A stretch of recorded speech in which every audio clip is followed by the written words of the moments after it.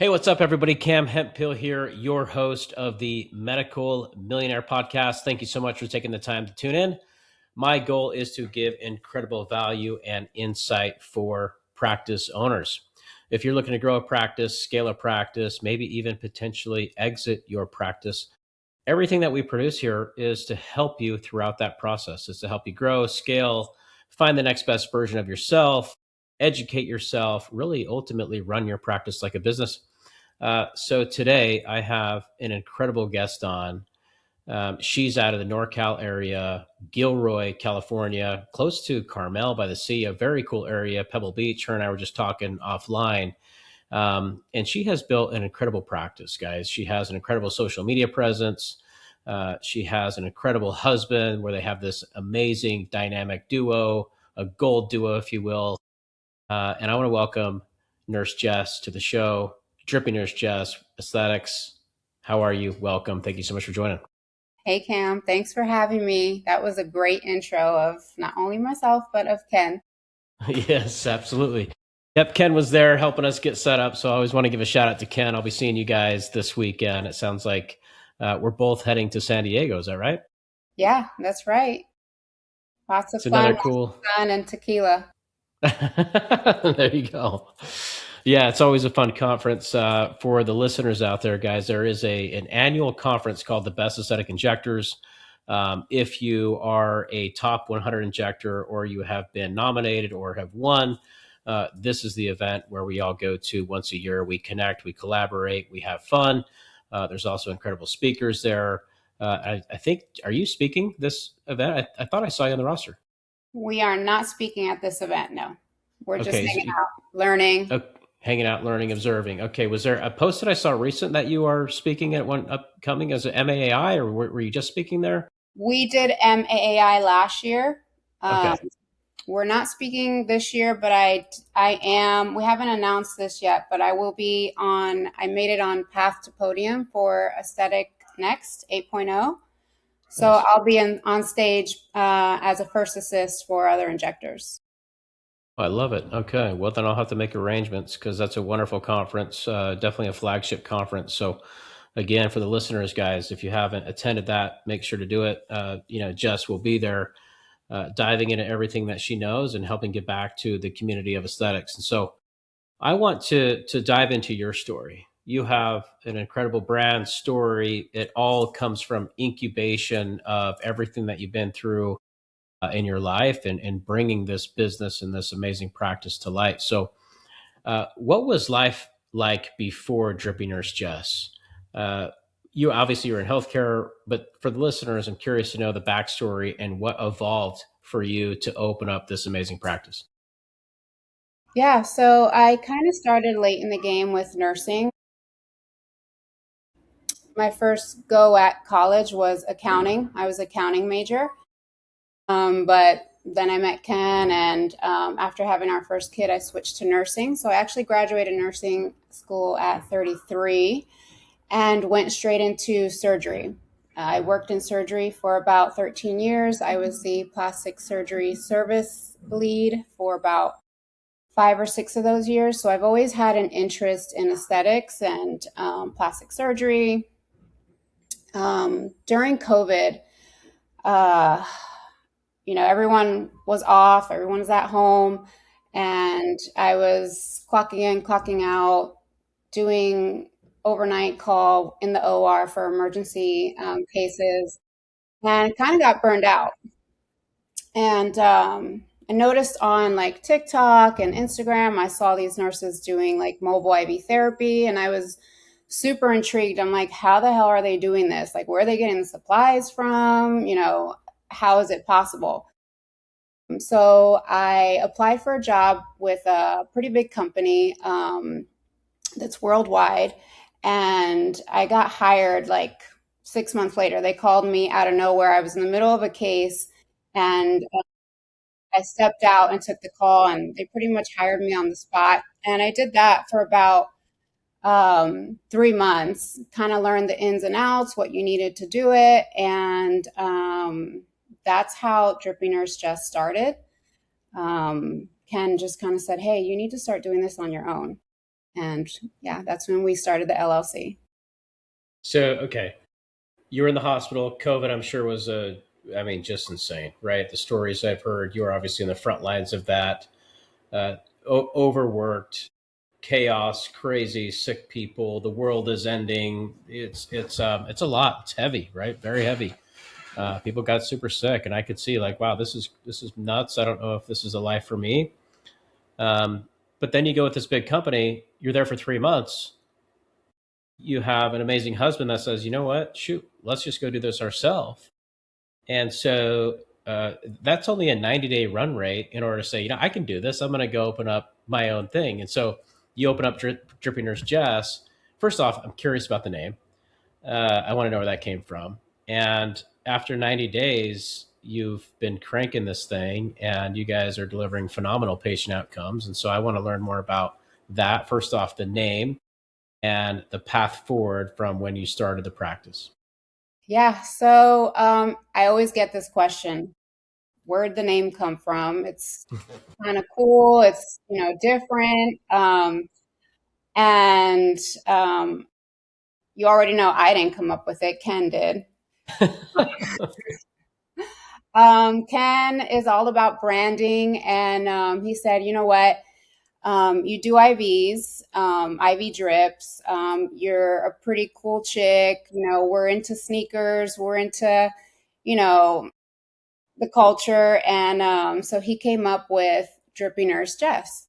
And so it, vibes with what we initially started doing, which was IV drips, and it vibes with our personality.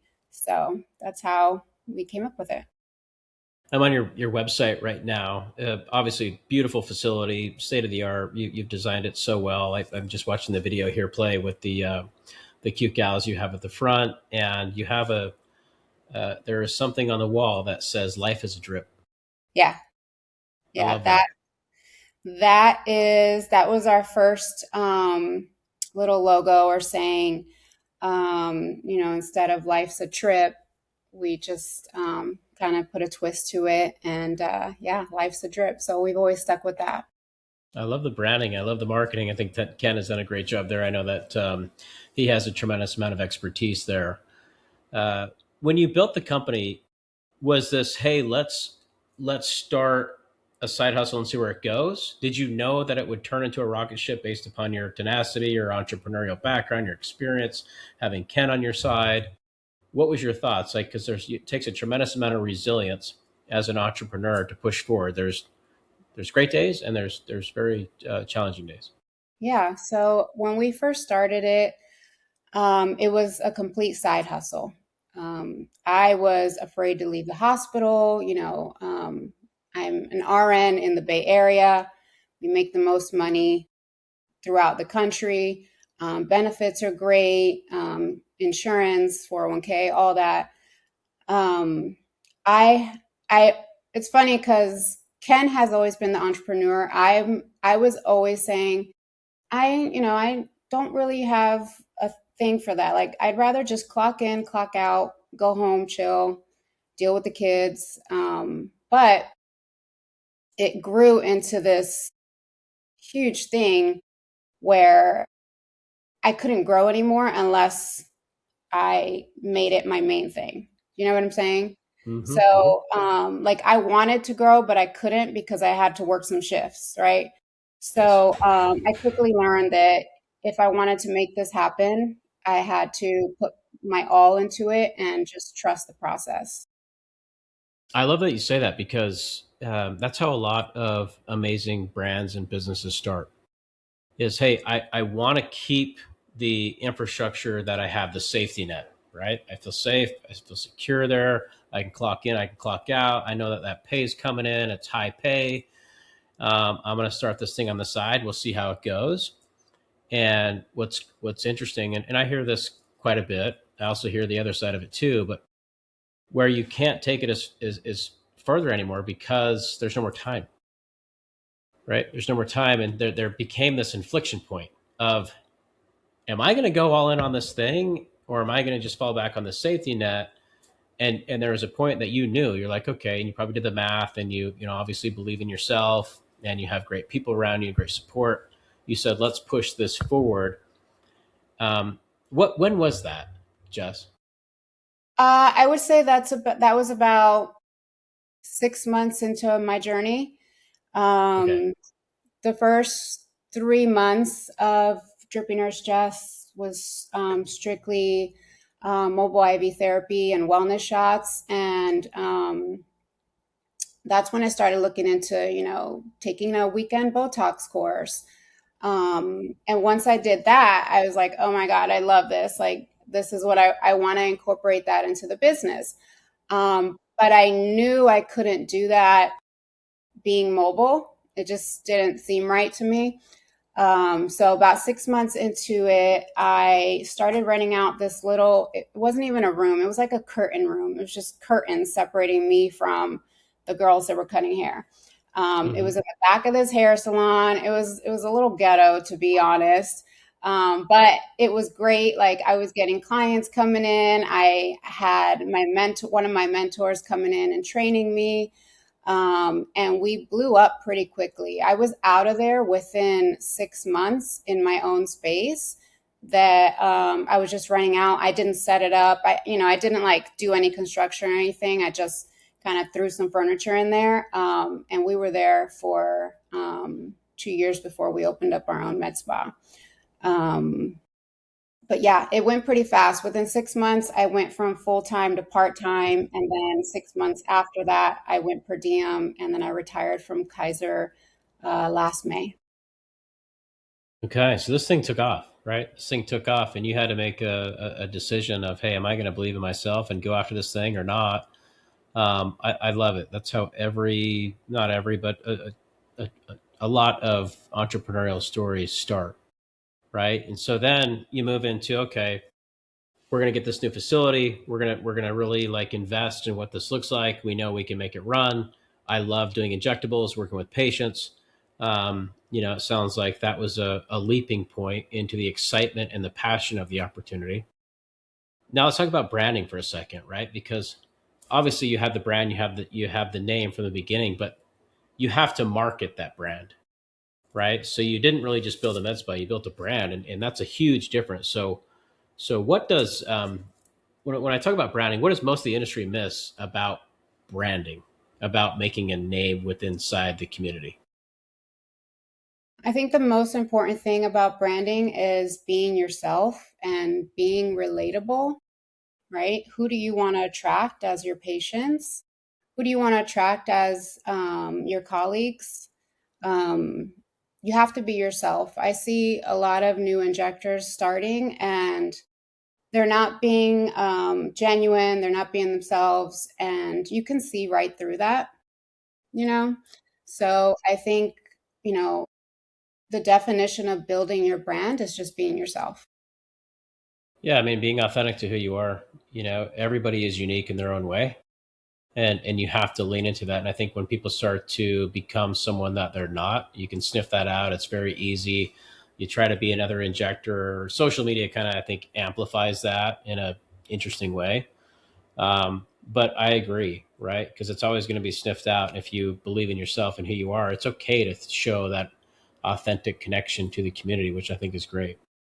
You're obviously big on marketing, you're big on branding. And how intentional have you been about marketing and branding? What are you guys doing today from a marketing standpoint that is working, right? What are you doing that's working, whether it's social, website, connecting with the community, organic, paid? Are you doing all of it? What seems to be working the best? Well, I think if I take it back to when we first started, me and Ken, we did the conference ring for like the first 2.5 years of the business, and we posted everything. Like, patients were watching us, travel, hanging out with other injectors, training. Like, they got to see all the behind the scenes. So a lot of our marketing comes from just patients watching us on social media, and word of mouth. So that's our biggest marketing. Um, we I think Ken has like a Google. what do you call that? Google AdWords campaign, like a small one going on. But we also signed up with Repeat MD, so we use Repeat MD a lot. Um, and that's pretty much it. We don't really pay for marketing at all. Yeah, you guys, I've seen you at various conferences. Obviously, I think that's how we got to know each other, was the conference circuit, having conversations there. There's a tremendous amount of content capture there, which is intriguing content. It's entertaining content, right? And when you're sharing that information with the patients that are following you or the future patients that will follow you, you're spending the time on education, networking, getting to know the industry, who is the best in the industry for trainings, for from vendor relationships. It shows that you're investing in yourself, and patients love that, right? Patients see that you are hanging out with your colleagues, you are working on area of expertise, which is super important. And so, from I know that you mentioned that social media has been a huge growth factor. How much would you say has Instagram, social media contributed to the overall growth? I would say at least 80% of it has been Instagram and 80%. Instagram alone. Yeah. Yeah. I, I love that. That's a huge number, guys, for the audience. I mean, I talk to a tremendous amount of practice owners throughout the week, and this is a very, very common theme. You can have paid traffic, you can have the website. I call it digital real estate. You can run the ads, all important, right? There's people are searching online. They want to go to your website. They want to go to your reviews. They want to make sure you're credible. But this social media connectivity point, some practice owners take it very serious and they're intentional. You guys have done a phenomenal job on that. Other practice owners, if you are not doing that, I would encourage you to do so. I was just on a call earlier today with a practice owner, and her providers are still saying, I don't like the way I look on social. I'm kind of afraid to be on camera.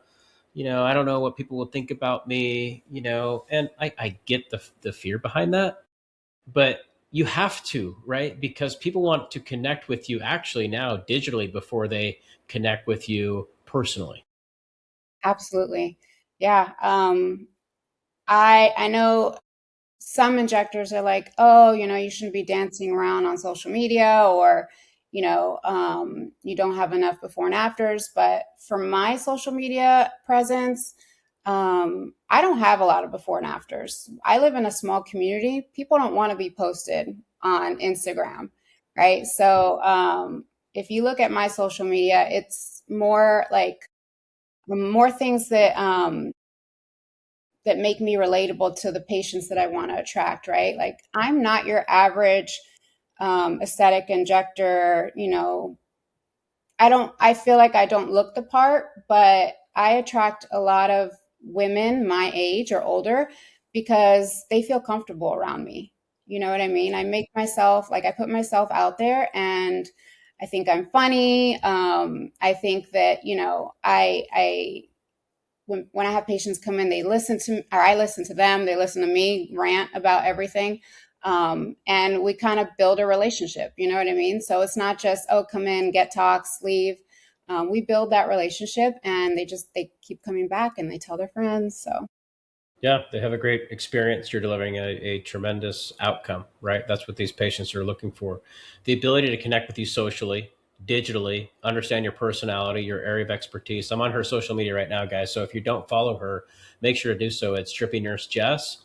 I mean, she has incredible engagement, very entertaining social media. She does a wonderful job of being authentic to herself. And what she just said is so true. Her patients will find her based upon her authenticity, on her area of expertise. And she's in a community where, population is not massive. Everybody kind of knows each other, right? And word spreads. And that word can spread like wildfire in a very positive factor, which is so important in a community like hers, or in a negative factor, which you're done. You're basically like, once you're on the naughty list, you're out, right? So those outcomes are huge.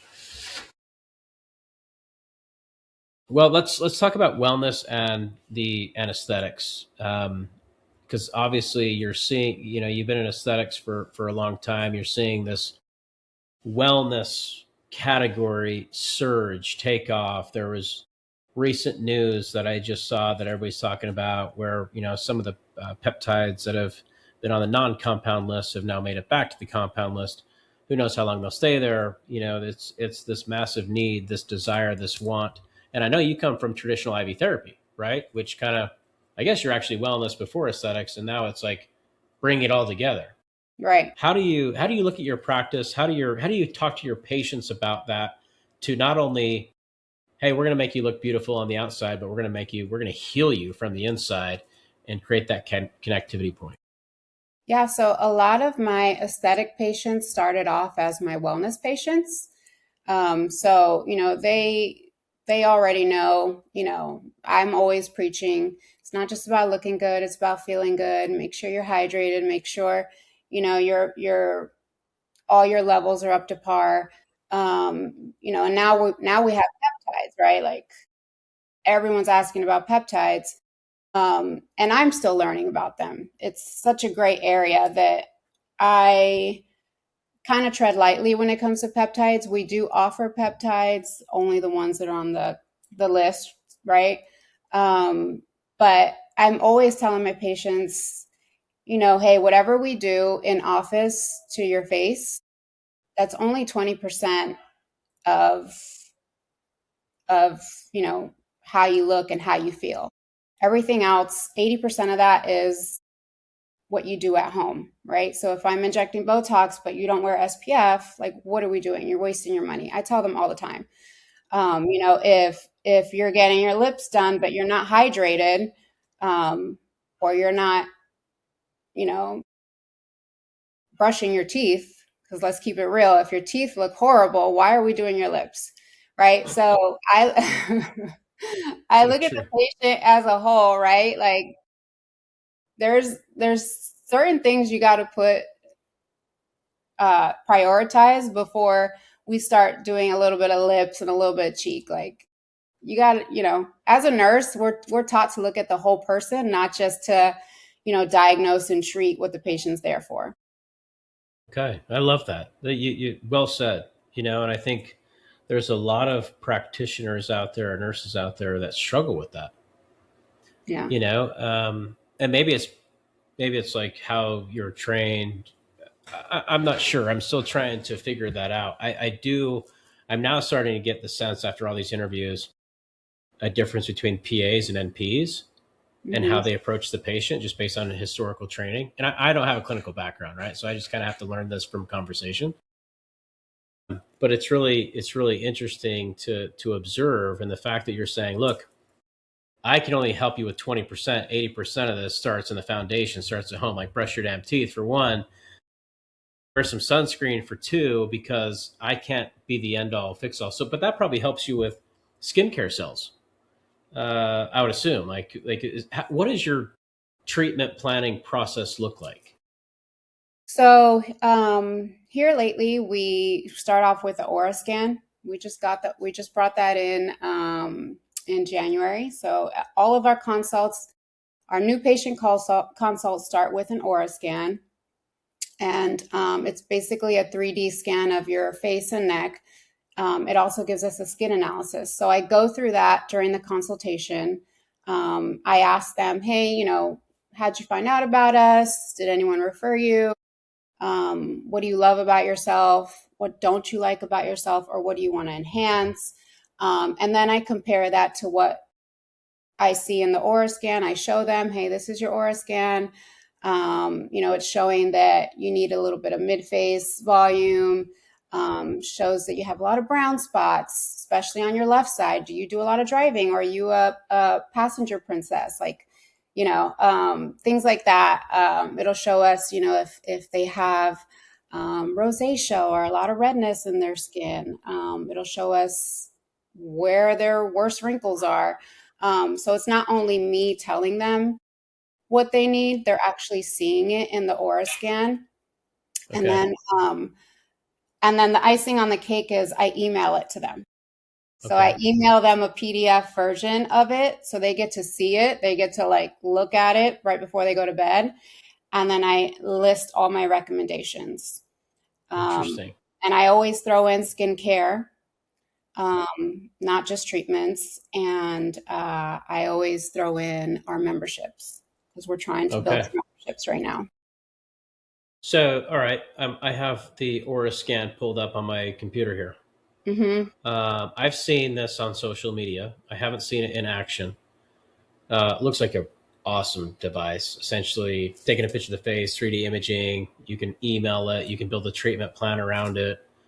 You can bake in. You also, hey, if I'm going to do a treatment here, you probably need this type of skin cream care, ointment, whatever it is, and then here's a membership offering.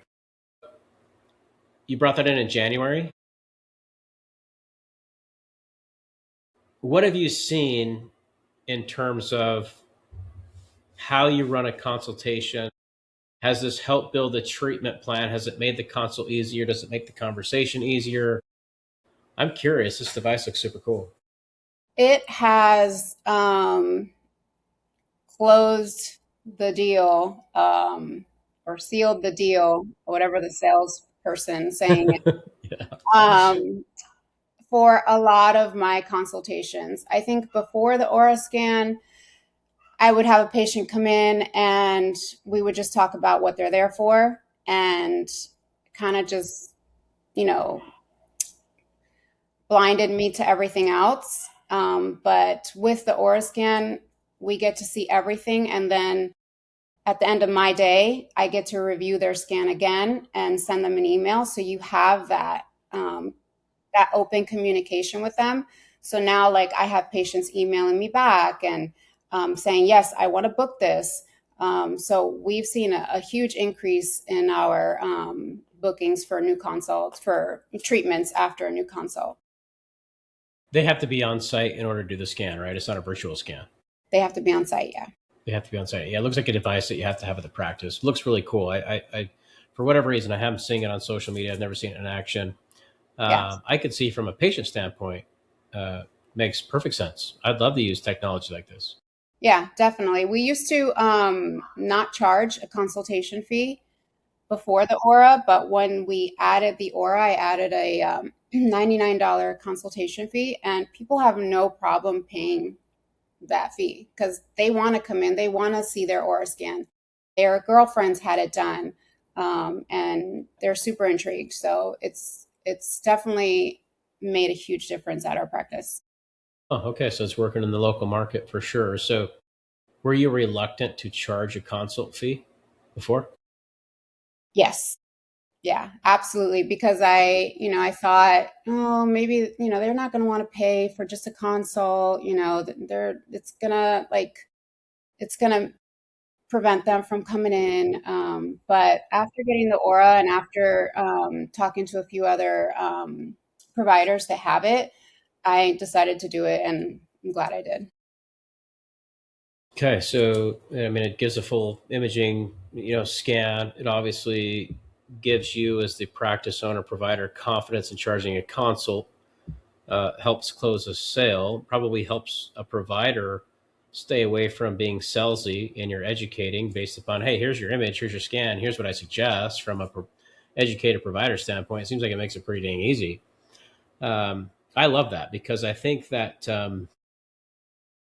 I hear this all the time, right? The consultation room is that moment in time that you can get intimate with the patient.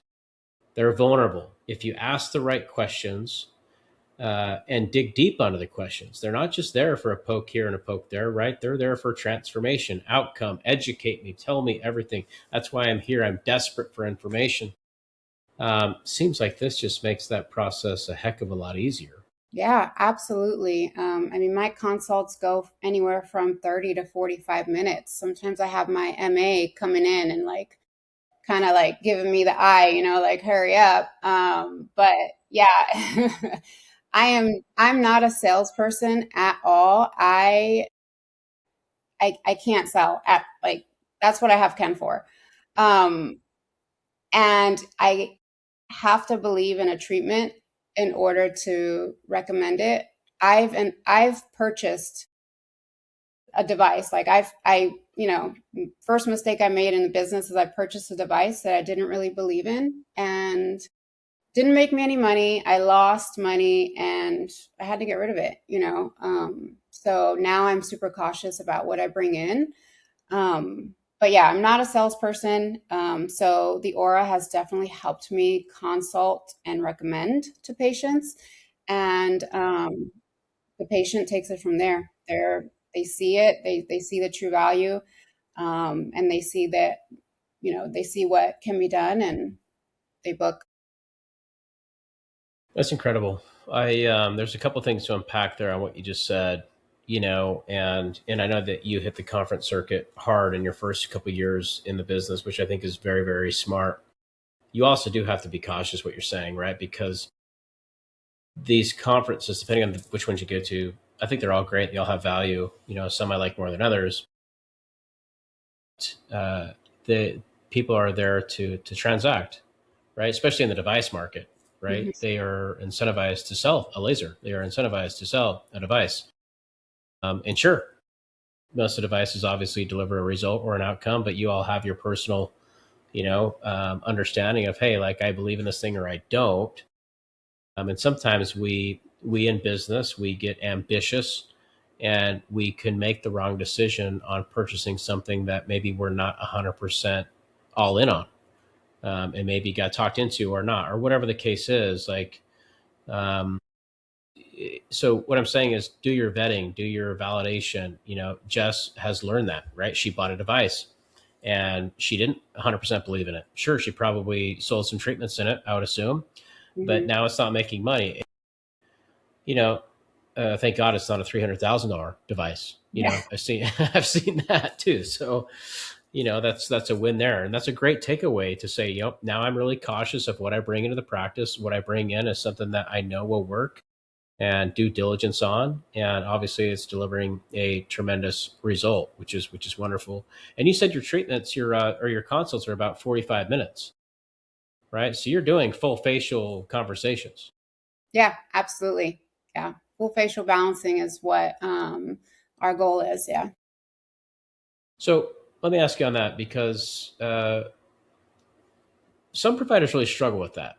I mean, I hear, oh, my consults are 15 minutes. When I hear that, I'm like, okay, I'm not here to judge. I don't care. How can you ask the detailed questions and really get to the root cause of the issue and the desired outcome if you're only spending 15 minutes together? For me, I have a hard time understanding that. I think spending 30 minutes, 45 minutes, you know, maybe there's a sweet spot, maybe there's not. I think it's to the point to where you really unpacked what the desired outcome is and paint that treatment for them. I would assume your patients are loyal based on everything you're saying. I would assume that your patient frequency is high, your retention is wonderful, and the referral network must be going through the roof. So, taking the time to invest in a true consult and giving area of expertise, asking questions, this is exactly what she's doing. And she is seeing the benefit from it. Obviously, the net positive is she makes money, and the passion from it, she delivers a result, and the patient is thrilled because they're actually getting a result from somebody that's giving them the advice that they should be getting. Yeah, definitely. I mean, I think most of us started off with 15-minute consults and kind of, hindsight's 2020. I know I did. Initially my consults were 15 minutes, but I was literally, hi, how you doing? Oh, what'd you hear from us? Okay, what do you want done? Great, inject, on to the next one. And so I wasn't building a relationship. And so we extended that, to 30 minutes. And, now with the Aura scan, our consults are going, 45 minutes, but it's worth it because not only are you, getting more treatments out of that patient, but I hear it all the time. Patients tell me, oh my God, I'm so glad I found you. I was going to so and so, and before I could even say what I wanted, there was already a needle in my face, and I'm out the door.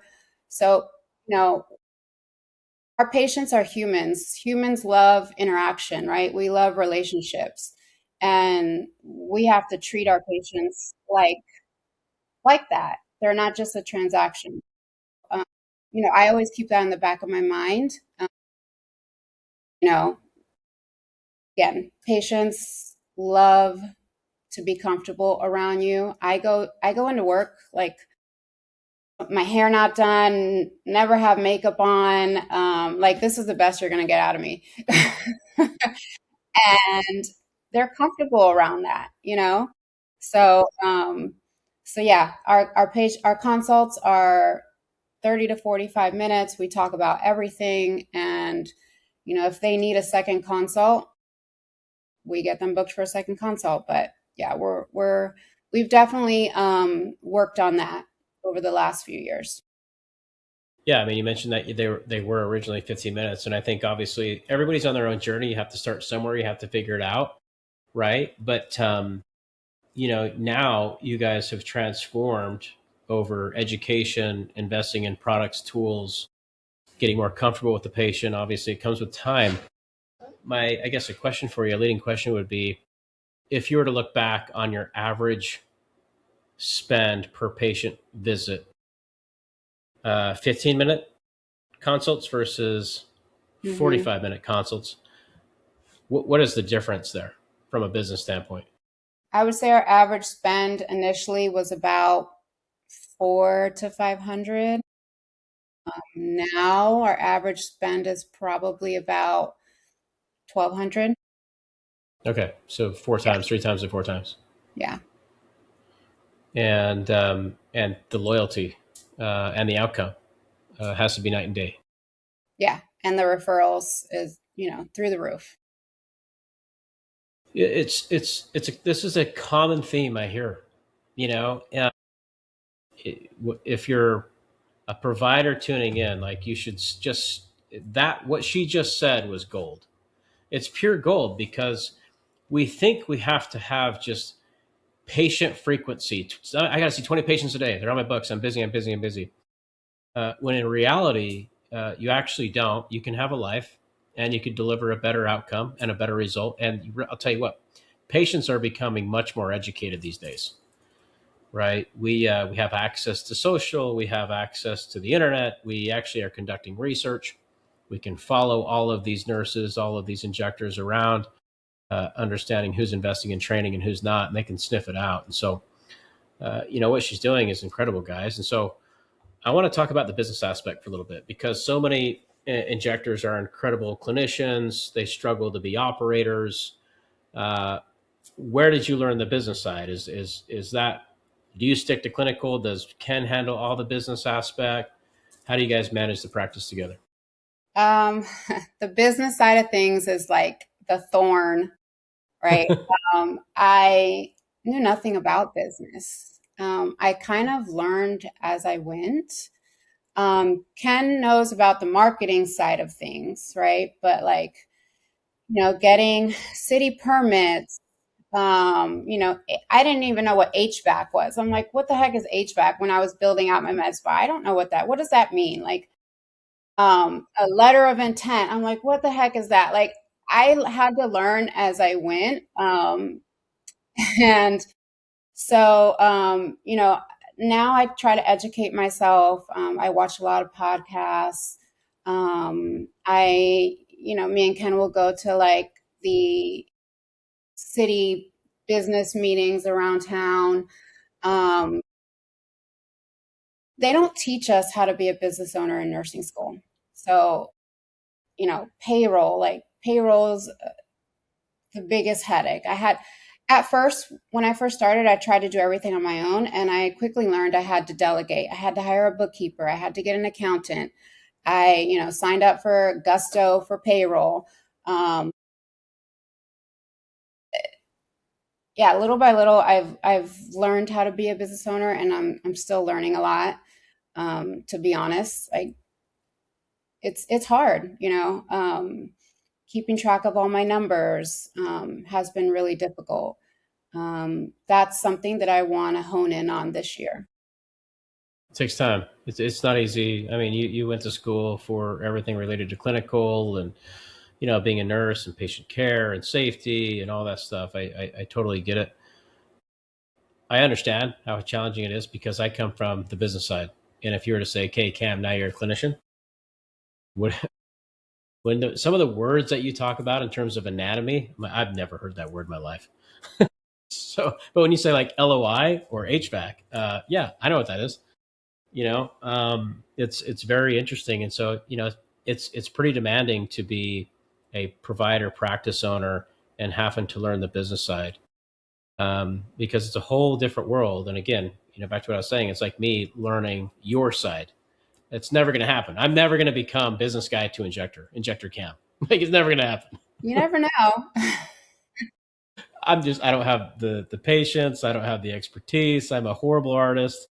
It's just never going to happen. But I can take a practice from zero and sell it for 8 figures based upon knowing the numbers. But you have to do the artistic component to it, and so it's hard. Like you have to have teams, SOPs, hiring, delegation, P&Ls. It's a lot.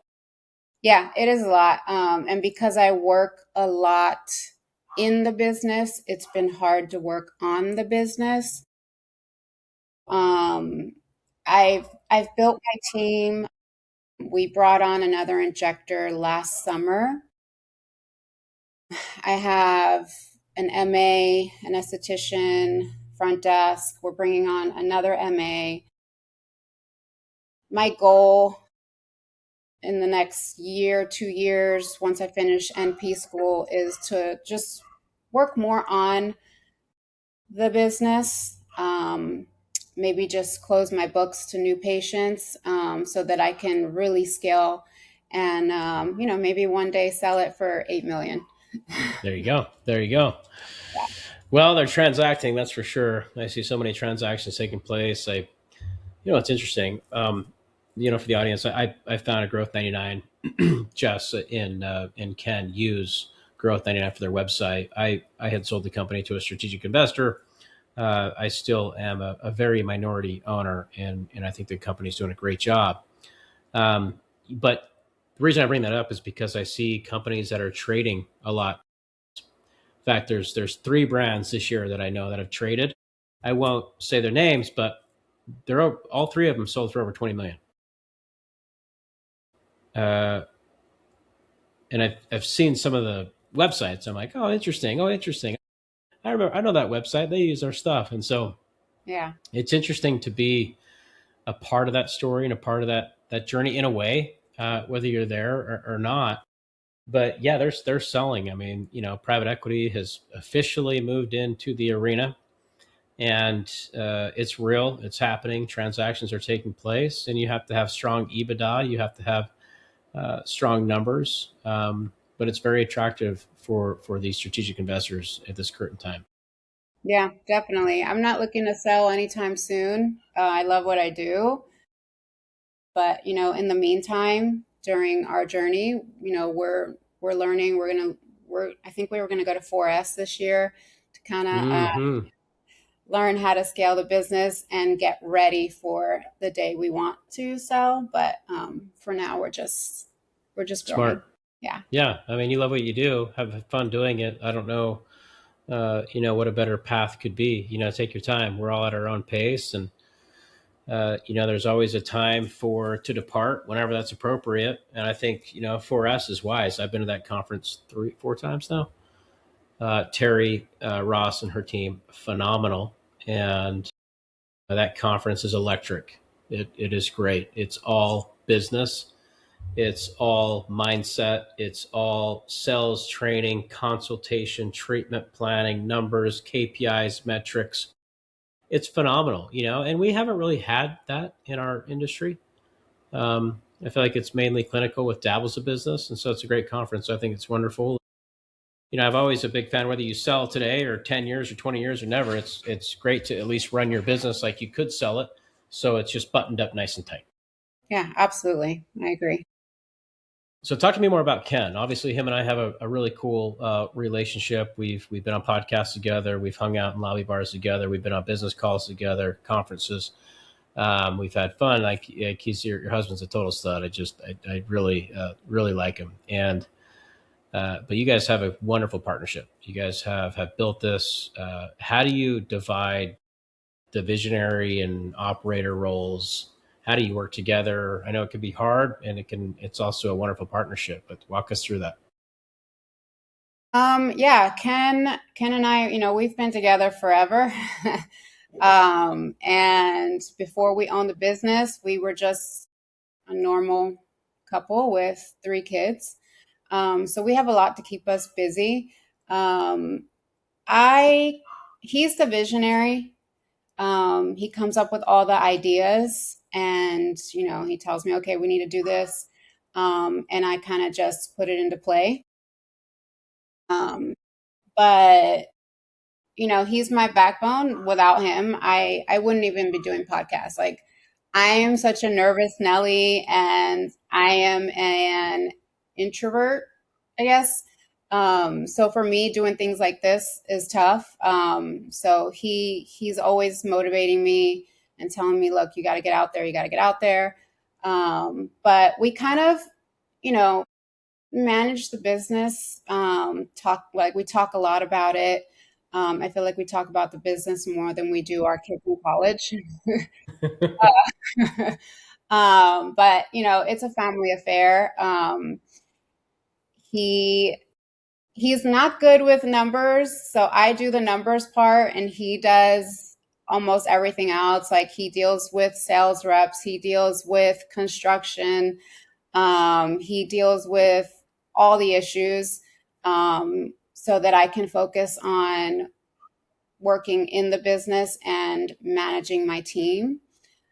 So yeah, we're pretty good at doing that together. Yeah, it's a family affair. I love it.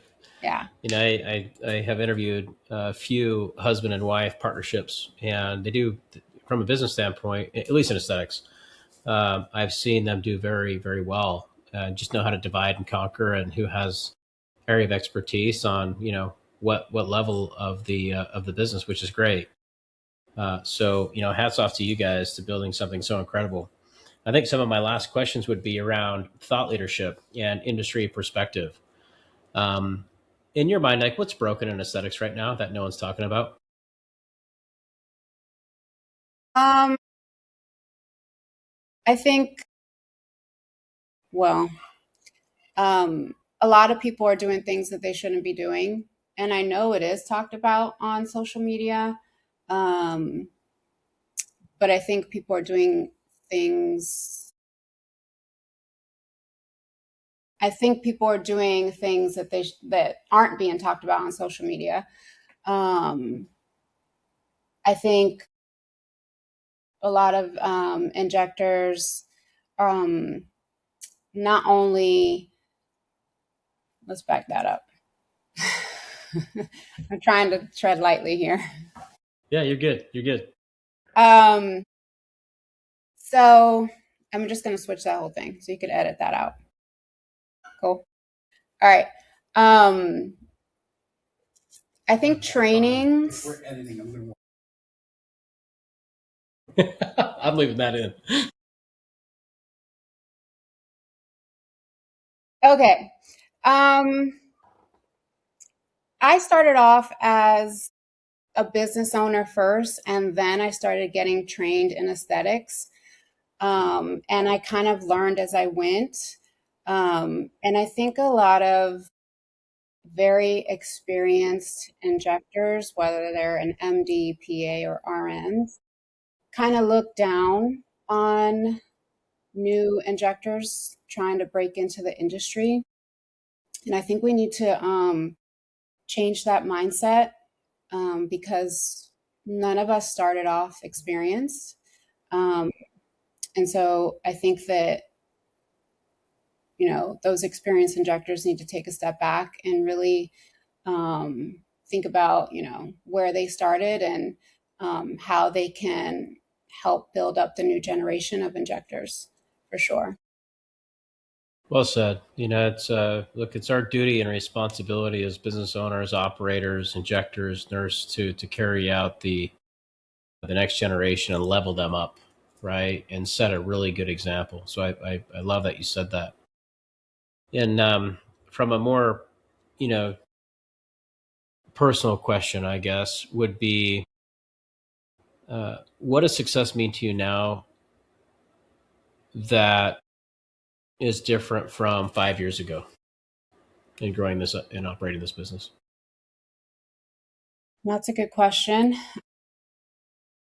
Success for me is um, having something that I've built and um, that has not only helped me and the family, whether it's financially or, brought us closer together. But we've also been a pillar in the community. I think helping the community out is wonderful. We started doing a scholarship last year for high school graduates who want to be who are trying to get into the nursing field. Um, I think I think that in itself is considered successful, right? For not only us to put 3 kids through college, but we're also giving out scholarships to future nursing students. Um, that really warms my heart that we can do that because I didn't have that growing up. You know, everything that I have accomplished, everything that I have done, nobody gave it to me. I've done it on my own. I'm a first gen college student. My dad is an immigrant, right? My mom grew up in New York City, didn't finish high school. And so for me, I was successful before I started a business. So from here on out, it's just icing on the cake. I love that. I love that.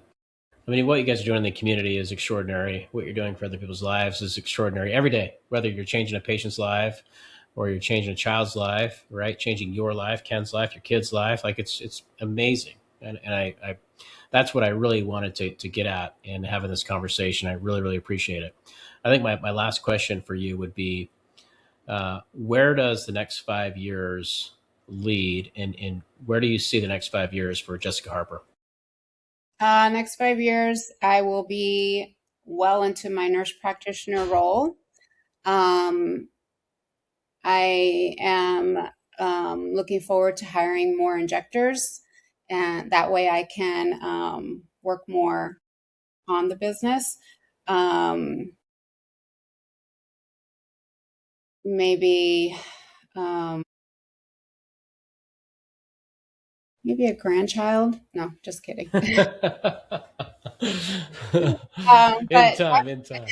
definitely in my nurse practitioner role, expanding the business more on the wellness side, regenerative side of things, and just running a whole team and running a legacy. I love it. Very well said. Well, I appreciate your time. I know you're super busy. You have patients to see. You got a husband to connect with. So I'll see you guys here in a couple days. In fact, I'll see you Yes, Friday. yes. We're all heading down to San Diego, so that'll be exciting, and we'll be able to sync up. You guys, if you are not following her, if you're not connecting with her, I mentioned the social media handle earlier. But again, it's Drippy Nurse Jess. Go connect with her. Go find her. She has an incredible brand following. They're doing big things in the community and in the world of aesthetics. And I'll just say, that if you are getting into this business or you are in this business, do not just build the job for yourself, right? You should be building an asset that carries out legacy, just as Jessica put. I'll leave it at that, guys. Jessica, thank you so much. Until next time, happy injecting. Thank you for having me.